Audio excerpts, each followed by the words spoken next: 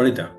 হ্যাঁ স্যার, ছোট্ট একটা ঘটনা আজকেরই ধ্রুবের ক্ষেত্রে, এটা মানে ফার্স্টই বলবো। কেন কি, ওর এডিএইচডির কারণে ওর জেদটা অনেকই বেশি ছিল। আজকে ওর দিদি একটা চিপসের প্যাকেট লুকিয়েই খাচ্ছিল, বাট ও কোনো কারণে দেখে নেয়। তারপরে খুবই কান্নাকাটি করলো, কিন্তু যখন আমি ওকে বোঝালাম কি ছেড়ে দাও বেটা, এমনি করো না, আমরা পরে খাবো এই জিনিসটা।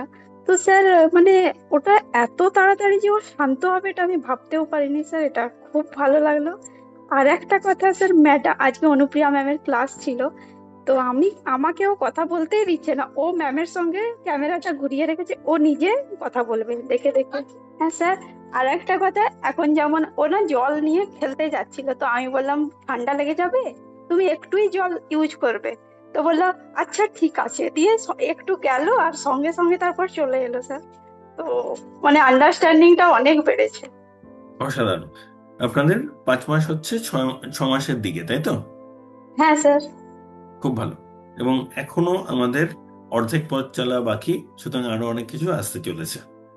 আচ্ছা স্যার, এই জিনিসটা যে চিপসটার জন্য ও বায়না করবে না, ওকে না এনে দিলে ও শান্ত হয়ে যাবে, এটা তো আমি বিশ্বাসই করতে পারলাম না, কেন কি ওটা দেখলো যখন ও। মা, এখানে একটা জিনিস কি জানেন? ট্রাস্ট এবং সেফটি এমন একটা ফ্যাক্টর। হ্যাঁ স্যার। আজকে ও জানে আমি মাকে ট্রাস্ট করতে পারি, এবং এটা সেফ জোন। এই জোনটা আপনি আর্ন করেছেন। জায়গাটা বুঝুন, আপনি আর্ন করেছেন, এবং এটা অন্য কেউ বাইরে থেকে এনে দিতে পারবে না। হ্যাঁ স্যার। ঠিক আছে? খুব ভালো লাগলো শুনে। Thank you sir. Thank you. Okay.